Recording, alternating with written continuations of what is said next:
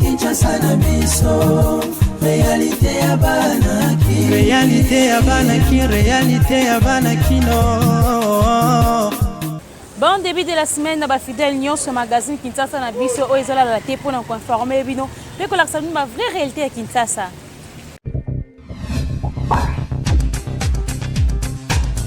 Te font la journée na biso ya mokolo lelo pour na koyebisa bino ki na Nord Kivu précisément na Beni.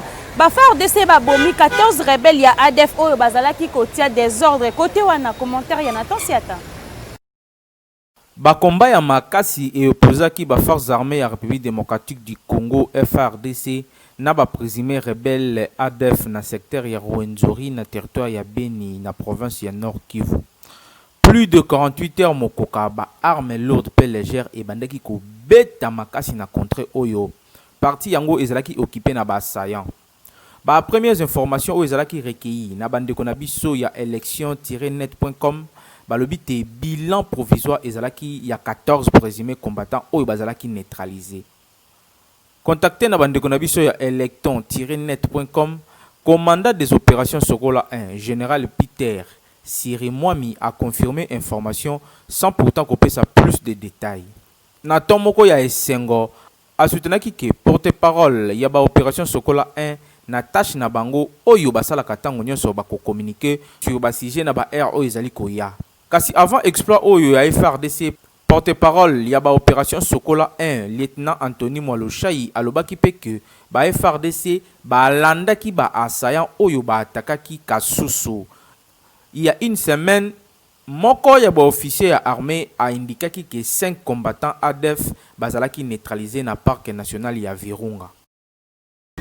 Kaka na politique pour na koyebisa bino ki président de la République démocratique du Congo Félix Antoine Tshisekedi Tshilombo ayambamaki na président Cyril Ramaphosa ezalaki visite ya travail. Commentaire ya Nathan Siata.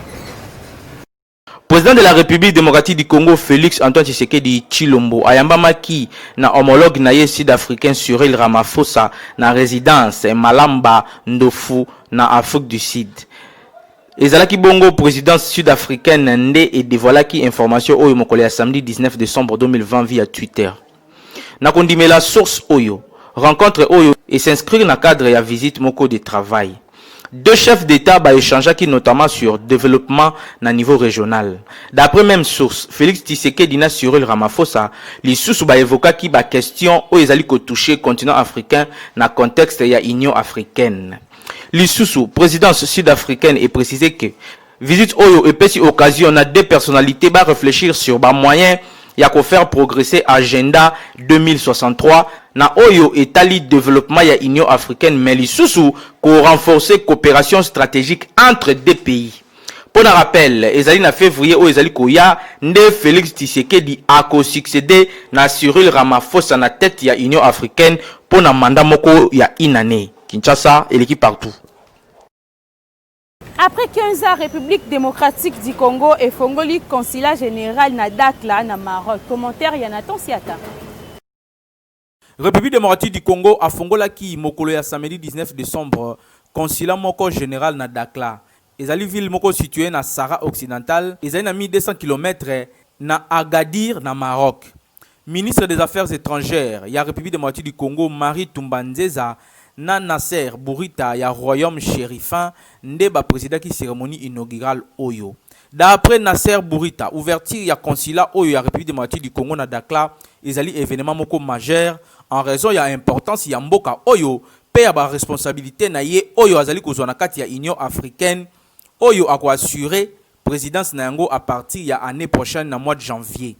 Na même occasion, consul général ya République démocratique du Congo Nestor Bamiali Wawa azalaki installé na ba fonction na ye.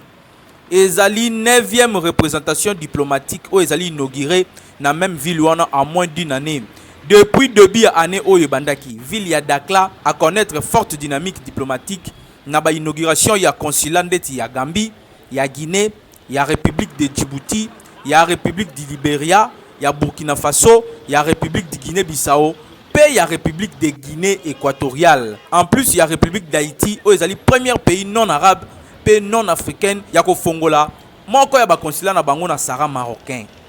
Inauguration ya consulat oyo s'inscrit droitement na ligne ya position constante oyo République démocratique du Congo azali nango pe awuti ko confirmer que azali moko ya ba pays oyo ko bakisama na 16 pays africains oyo ba fongola ba représentation na bango diplomatique na province ya sud pona ko exprimer clairement soutien na bango na marocanité ya Sahara ndenge ministre marocain alobaki.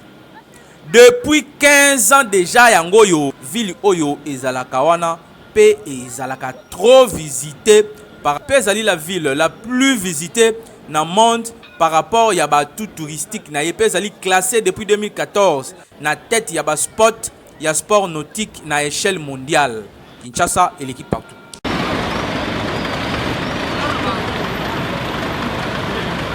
Gisela Kikanga, la coordonnateur de l'Agence de prévention et de lutte contre la corruption, après LC Namkousé Azalaki libéré après 24 heures. Il y a détention dans le parquet général Yagombe. Commentaire, il y a Nathan Siata. Après avoir que ça l'a placé en garde à vue pour nos besoin d'enquête tard, na pourquoi il y a vendredi 18 décembre 2020, na parquet général près la cour d'appel ya Kinshasa Gombe na cadre ya affaire Access Bank. Coordonnateur, il y a Agence de prévention et de lutte contre la corruption, appelle C, Maître Griselin Kikangala, Azalaki libéré P, Azongaki Nandako Naye, Mokole ya samedi 19 décembre 2020, Oyo. Information, Azalaki livré dans ya communiqué de service Moko, ya service ya communication, ya appel C, Oyo, ba Pibliaki Mokole ya samedi P, Komaki, na bande konabiso ya rédaction ya 7sur7.cd. Pour répondre à l'invitation, il y a parquet général près la cour d'appel, il y a Kinshasa Gombende, coordonnateur, il y a appel C à collaborer pour na bon déroulement, il y a enquête où ils allaient en cours. Liberté locola, ils allaient principe, paix détention, ils allaient exception, maître Gislain Kikanga la azalaki libéré pour azali ko bénéficier na non présomption d'innocence, pelisusu à continuer kozala disponible pour la justice ndenge tokokai kotanga na communiqué de presse o ezalaki signé na madame Shuna Loponda, directrice ya communication pe porte-parole ya APLC. D'après même source wana, contrairement na ba rumeur oyo et sur kilaki na presse pe na ba réseaux sociaux pona kolobaki coordonnateur ya APLC azalaki na prison ya Makala sous mandat d'arrêt provisoire et ezali ya lokuta azalaki na makala te kasi azalaki na parquet général et sikawapi azalaki ko répondre na quelques questions oyo justice azalaki na besoin na yango pona kozwa ba information sur dossier oyo ezali en cours pe enquête oyo bazali ko mener sur Access Bank. Kasi esengeli koyeba ke interpellation ya coordonnateur ya APLC et koki jamais kozangisa batu mayele sur ba soupçon ya blanchiment ya ba capitaux il y a financement, il y a terrorisme, où ils allaient chiffrer na plusieurs millions de dollars où ils allaient peser sur Access Bank. N'enge communiqué où ils concluent qui donc ba enquête ils allaient continuer pour éclaircir le dossier oyo pe coordonnateur il y a APLC à zongeli musala na ye pour ko sala ndenge alakaki na mokonzi ya mboka po yende azali wana pour ko luka ba nyonso o bazali ko sala blanchiment ya mbongo ko sala ba corruption na Congo mobimba. Kinshasa et l'équipe partout.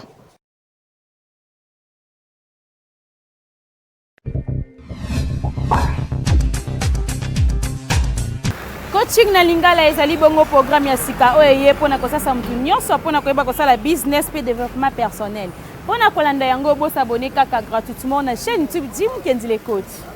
Bien développer les idées, c'est quoi? Nous avons besoin à ce que quand tu as une idée originale ou quand tu as une idée que tu estimes porteuse, que cette idée-là soit réellement bien développée. Le problème c'est quoi? Le problème est dans mon kilio, le problème est dans n'engeto vivaka. Batebele azaki na idée moko malamu, ayebi ko chango en place te. Ayebi ko implémenter ngote. Ayebi ko chango mbala mona ba action te. Quelque temps après, a mona mutu moko boyo azali na rapidité d'implémentation à mettre en sur pied aussi mi mutu mbala mona lobi. Oh, mais idée o ngam nazalaki nango. Effectivement, attitude ya ba grands entrepreneurs topé ya batu oyo basalaka business pour gagner. Bazalaka na rapidité ya ko tcha en place ba idée. Or, ocha en place ba idée et ça na ba élément oyo il faut au kokisa au tala au sangisa. Ce sont ces éléments là, 5 éléments ana ndete kotala lelo. Comment est-ce que au sangisa yango pour ocha en place idée moko topé au développer idée na yo. Idée na yo zana no brut, idée na yo zana no original au développer yango ocha yango na mokili et comment peso forme. Tout ça dans l'objectif de réussir, de faire mieux que les autres et de gagner dans le business. C'était Jimmy Mukendi, le coach, votre frère, juste pour vous booster et vous motiver. À plus.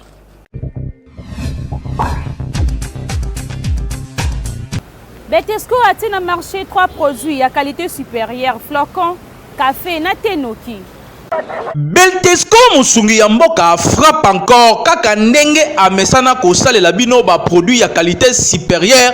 Bientôt bozozwa 3 produits oyo na kombo ya Noki, c'est-à-dire mbangu rapide oyo peto loranki kongo swalou tunanga nini yango ndeko 3 en 1 flocon oyo ezali déjà na miliki pe sucre. Donc yo okotia kaka mai ya moto o mélanger au lieu ezana goût ya danger, ezana minéraux, protéines, calcium pe fibres alimentaires. Okanisi asili ten lisusu 3 années ya café yepe aza déjà na café, sucre pe crème, saumon, ya suka te Noki 3 années oyo tobengaka na Kinshasa awa ti yepe lisusu ndenge moko déjà aza na te sucre pe crème. Okosala yango ndenge nini? Zwa explication. Au déverser yango na tasse na yo café pe sachet na biso oyo za sachet ya 20 grammes. Au déverser yango pe na kati ya tasse na yo Noki flocon pe za Noki flocon 3 en 1. Na 3 en 1 on tozo ba 3 en 1 eza nini na kati ya sachet oyo ya 90 grammes toza na flocon toza na miliki pe toza na sukali. Donc yo musala na yo ko sala juste ya kotanga notice na yo eza na kati wana olobi ke il faut qu'on mélanger sachet oyo ba biloko nyonso eza na kati ya sachet oyo na mai oyo eza kotoka ya 150 ml. Et puis obandi ko bouger mélange na yo wana pendant au moins 3 minutes ti mélange nyonso ekokoma makasi et puis olie yango. En tout cas Betesco vraiment musungi ya mboka moko te na terrain Kinshasa et l'équipe partout.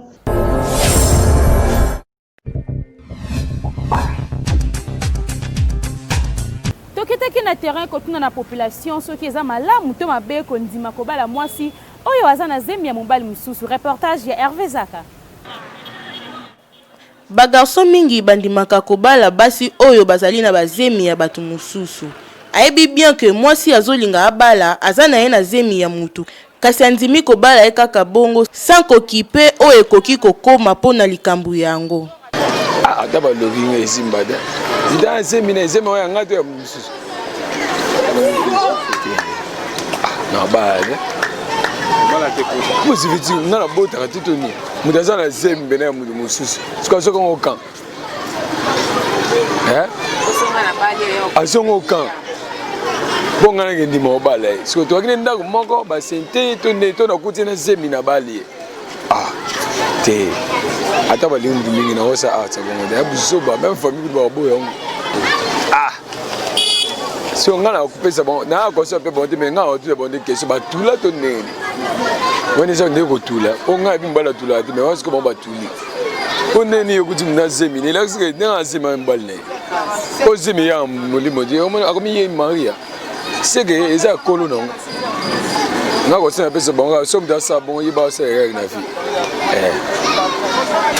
Bon, baka eza un peu différent parce que ngana ko loba pona soki mwasi aza na zemi bakutana mpe na makambo bakutana nango mwana mobali mosusu asente mwasi komi koloba ke kowangana komi komaltraite mwasi bon soki peut-être olingi mwasi ayebi soki aza na ye libre malgré aza na zemi soki ndeti ngai na kolinga na ngai tokona eza yango problème te à condition ke soki aza na ye libre alobi ke mobali wana mpe azoyeba kolo zemi te wana eza problème te aza mwasi nako mpe kolinga mpe aboti nazwi mpe charge ya mwana wana eza problème te.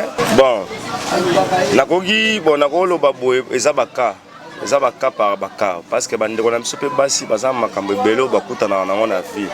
Omona azalaki na mobali bien mais ntango mobali atie ezemi, mobali akomi konie ezemi wana akomi kosala neti kokima bon na ntango wana mwasi akoma mpe na mwa souffrance akoluka ye mosusu azangaka ata mafuta te mwa liputa obie kolia mais soki ke odérange mwasi aza na zemi akoyebisa oke non zemi oyo eza mokolo nango mais soki olingi alobi ke aza na ye libre eza problème te eza mpe lisumu te na bible mpe epekisami te. Soki aza na ye ke libre mais aza na zemi ngai na kolinga na ngai ti ke asekeki abota soki aboti nde après wana tokotala makambo mosusu nsima eza lisumu te eza problème te. Eza problème te soki tolingani na obala ebongo bakonzi mingi boyebi na monde bazodirige mboka bamboka nyonso bakonzi ya mingi bautaka na bandenge wana ti bauti na bandenge wana ti bakomi baprésida badirige donc soki nakuti moto aza na zemi condition ezaka etolingana epuis azala libre aza na mobali te nakobana na ngai. Oui bana mingi baza na mboka bazosunga bapara eza bana bapara baboti te oyo babengaka mingi bana makango bango nde bazosunga bazodirige mpe bamboka isifika ko encadrer bien akoli bon mwana na yo donc otie na mikanda na yo cela veut dire oadopte ye atikali ya yo. Bon naza na conseil opesa bango te mpo bakoyoka te mais eza masumu na bango bazomema epuis bakozanga mingi na mokili parce que otie ezemi okimi ntango yo okimi mwana wana akobota maboko ya moto mosusu mwana wana akomi président de la république nani akozala bénéficiaire point d'interrogation. Na obala mwasi oyo aza na zemi nakolinga eloko wana te parce que mwasi oyo aza na zemi de aza mobali na ye donc soki mwasi aza na zemi yo mobali omoni oluli na nzela mpo bala ye soki osali yango seki obomi ninga nde eza mobali donc mpo na nga bajeune oyo basala biloko ya bongo koma batika eza bien te parce que mobali oyo atie zemi mwasi oyo aza na zemi seki mobali na nkolo nango azali donc soki bajeune basala bongo mpo na nga batika eza bien te nakoki kosala eloko wana te mpo na nga nakosala eloko wana. Boyoki réaction ya population kasi boyeba ke kobala mwasi oyo aza na zemi ya mutu mususu eza choix ya mutu mpona mibali misusu eza nango likambo te kasi mpona misusu pe eza bien te donc tokoloba ke kobala mwasi oyo aza na zemi ya mutu mususu eza na baavantage bainconvénient pe baconséquence nango. Soki ondimi kobala mwasi na eta wana donc s'attendre na biloko misatu oyo tolobi Kinshasa eleki partout. Lelo na Kinshasa makambo ezorenie na ba réseaux sociaux ya ba syndicat que soki mwasi aye kotala mobali soki mwasi alinga kende apesa ye juste 2000 francs ya transport population balobeli likambo yango. Actuellement na ville ya Kinshasa likambo ya 2000 francs ezolobama mingi et pas ba jeune garçon na ba jeune fille et surtout na ba réseaux sociaux. Likambo yango ebimeli na groupe ya ba syndicaliste oyo ba garçon ba créer pe ba garçon nyonso oyo bazo faire partir na groupe yango bavotaki loi ya kobanda kopesa basi na bango 2000 francs kaka pona transport pas plus. Donc soki mwasi akutani na mobali avant bakabwana mobali il faut apesa mwasi 2000 francs na yango tosololaki na ba syndicaliste bango moko ba jeune fille pe na ba jeune garçon misusu pona koyeba soki loi yango eza bientôt mabe. Ah bon phénomène wana eza batu ya mususu ndenge bazolobela omoni mwasi il faut talaka bon tozana ba catégorie ya basi mwasi musoko ozwa le roi que mwasi moko ozwa comme ndumba ozwa kayete obengi mwa petit no moko boye obenga kaitanga ozana ba posa na ba besoin na osali akene wana ezoloko mususu ke mwasi na yo moko penda oyo ozalaka naye akoki oyo otala yo mais ezate ke ba 2000 francs na yo ko pesa ezalaka te. Bon na biso na Kinshasa 2000 francs na calendrier zake belé pour na ba transport mais lelo te bino moko boyebi ke soko bi ozwa même mutuka ero kitoka longwa ti bon marché au foot a déjà 1000 francs soki siko fandaka na Kingasani toto fandaka na limité toto 2000 francs na oza mbongo te ko pesa moi ça fout de la transport ya malamu te parce que soko total état oyo tozali na kati ya mboka na biso 2000 francs eza na mbongo ya transport te et ko kate parce que 2000 francs eza lokolo pesi moto ke alongwa akoma awa bamboti ya Jésus belé omona air moko osenga ofuta transport à 5000 francs ana kati ya mboka na biso na ville ya Kinshasa toza na transport à 5000 2000 vraiment ezokoka te amalamu te wana eza mibeko moko lokola moto avandi na ndango na ye akanisi par rapport mpe akanisa moni ke nasala boye lokola makambo akosala te eza te yango nde bakosala makambo bongo mais 2000 francs donc ya bien te mobali openda azopesa mwasi na ye 2000 francs mpona transport seka alingaka ye te mpo mwasi openda yo olingaka ye lokola ndenge nazobula moto na nga boye so na na sheri na nga moko mopanzi oyo napesaka donc esengeli nasepelisa ye soki nasimbaka dola ifo napesa mwa $10 omati bato bavotaki lwa wana na syndicat mobile efe apesaka mwasi 2000 francs nga nakobenga bango seke baza maboma te tokobenga so bengi maboma eza kofinga mais eza ndenge na bango na vino na bavotaki mwasi kaka nakombakisaka eloko mona ndeko wa solo ba mwasi nzambe abaki aza mosuni ya kati ya nzoto ya mobali na mwasi oyo olingi ya motema opesa ye eloko ya 2000 francs eza kosabote mwasi na mwasi oyo olingi na RDC na popo pesa ye 2000 ko saboter logique ma mwasi po pesa ye ma la valeur et faisait la deux coups ya mundele wana la kisi ya msu na ba deux coups na ndemo $20 pour so lingi o so lingi pesa ma $20 pesa ma $20 au pesier 40000 mo pesier na so ko pesa 2000 ko saboter mwasi olingi mwasi te nandeni wana eza loi te wana bino botia loi point fo mobali ye moko akata te mobali na nga ninga opesa ngai mbongo ebele yo siko okatele 2000 na ndeni mwete wana esimba te esimba te mpo 2000 osala nango ni so neti ezaki nafuta 2 transport siko so exemple naza ndeti na kitambo tamsu nauti beau marché nde tozwa 2 transport wana déjà esala yanga combien oyo na olia na ntongo na oliani donc 2000 francs esimba te tout d'abord mutu acréé bêtise wana eza nani en tout cas peuple congolais eza makambo mosusu biso tolinga to adopte eza buzoba tout à fait tozalaki na elo mo bande ko régner na internet sa makambo tozoboya mibali ya boye toboya basi ya boye nde toboya comme ça on ba syndicat wana omona ngo tout d'abord eza bêtise mo boye que mutu azu idée o créer ngo aza pena paresse azwaka non te ana mbongo te ana mbongo apesa moi si transporteur s'occuper na moi si yango ni a impliquer à cause ba ninga nyonso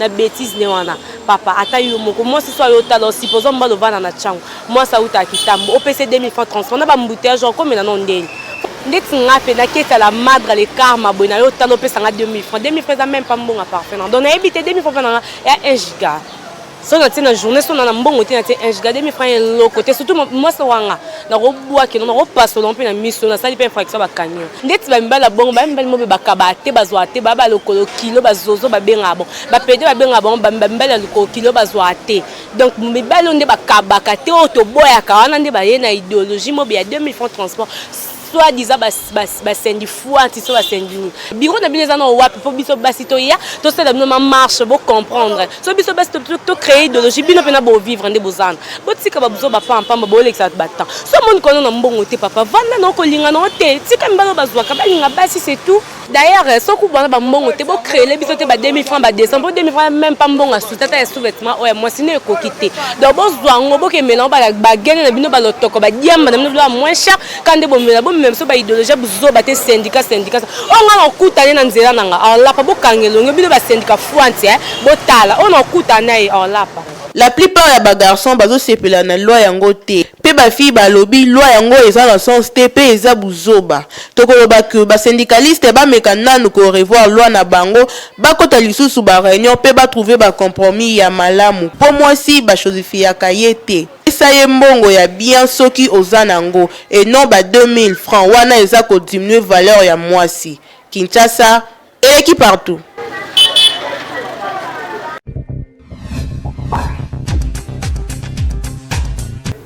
Boxeur congolais Ilunga Makabu Junior a gagné na Kinshasa par KO na 7e rang nigérien Olani Rewanju mokolo ya samedi 19 décembre 2020 pe a gardé ki titre na ya champion du monde. Il y a WBC, il y a lourd léger. Na 33e junior Makabu aza na bilan il y a 28 victoires, 25 par KO, 1000 moko PD de fait.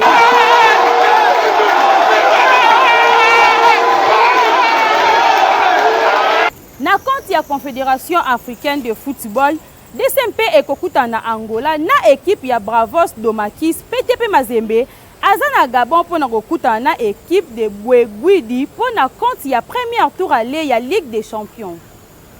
Face à nos adversaires qui sont... Darin Clem Motema Pembe 200p à Koyambama Mokolo ya mercredi 23 décembre na équipe ya Bravos Domakis ya Angola na Luanda pour na compte ya premier tour ya aller ya Coupe de la Confédération. Ba Immaculé bazali déjà na Angola pour na ko luka ndenge nini ba ko limiter ba dégâts avant match retour. Où ils allaient prévu lundi le 4 janvier 2021 à Kinshasa. Malgré les difficultés en termes de résultats depuis la saison où ils allaient liés notamment le fait que interdit Bango ko recruter des joueurs saison où na Fédération internationale de football association FIFA bako meka quand même malgré ba moyen ya muke ko luka ndenge nini bakozonga na Kinshasa na résultat moko ya malamu oyo ko permettre Bango ba aborder match retour sans pression. Lokola basuka ki na phase de groupe ya tournoi oyo na saison eleki yango esali ke basala pe ba améliorer après 8 ans et absence na bango na championnat oyo. Objectif ezali clair pe simple saison oyo pour na DSMP il faut baluka ndenge nini bakozala pour la deuxième fois qualifié pe batika la régulier na kati ya compétition oyo en attendant ba reconquérir lisusu Ligue des Champions. Côté ya TP Mazembeye a Royamba Mapeka le même mercredi 23 décembre na Libreville na Gabon na équipe ya Bouengwidi. Pe ekozala pona compte ya premier tour aller ya Ligue des Champions. Ba Korbo Lushwa bazali ko kende kuna logiquement na ba faveur ya ba pronostic devant ba novice gabonais oyo bazali ko participer pour la toute première fois ya histoire ya équipe na bango na compétition oyo. Yango ezali ko constituer pour na bango véritable honneur pour cette compétition oyo et permettre bango ba se mesurer na moko ya ba meilleure équipe africaine. Balushwa après qu'entamé saison oyo na pasi kasi ba se ressaisir bien que équipe na bango ezali na malonga TP ezali ko convaincre sur le plan tactique ya ba résultat. Mais devant ba gabonais ba kosala de sorte que expérience na bango ya gestion ya ba grande rencontre oyo ici ba kutana nango et ko permettre bango à coup sûr na qualification. Après qu'on a stoppé na quart de finale na saison eleki na bandeko ya Raja de Casablanca TP Mazembe azali komimo na sikoyo par rapport ya kombo na ye aleka étape oyo pe akene na étape mususu. Mais il faut basala très attention pour formation gabonaise oyo pe lokola basana rien ko perdre pe ekozala occasion pour na quelques joueurs na bango ba se découvrir liboso ya public sportif africain oyo bakotala ba match wana surtout que ba concurrent direct ya TP Mazembe bakolanda match wana. Bonne chance na deux équipes congolais oyo bazo kende ko tombola bendele ya mboka na bamboka mususu. Kinshasa et l'équipe partout. Merci mingi po bozala ki tellement ebele liboso ya betando ikena bino pona kolanda magazine KNB. Kasi ekomi bongo na suka soki bosepela ki na édition ya mokolo lelo bopesa merci na équipe rédactionnelle ya KNB. Hervé Zaka double pour moi simba ki bongo caméra na tonsiata na réalisation pe na coordination ya Jimu Kenzi. Kaka ndenge te saka bino bosa na kate ko s'abonner massivement na chaîne YouTube Kinshasa na biso. Kinshasa yo et l'équipe partout.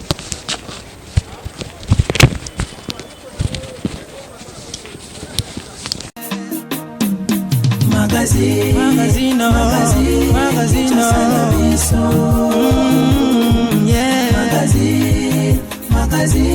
Kinshasa na biso. Réalité ya banaki, réalité ya banaki, réalité ya banaki no.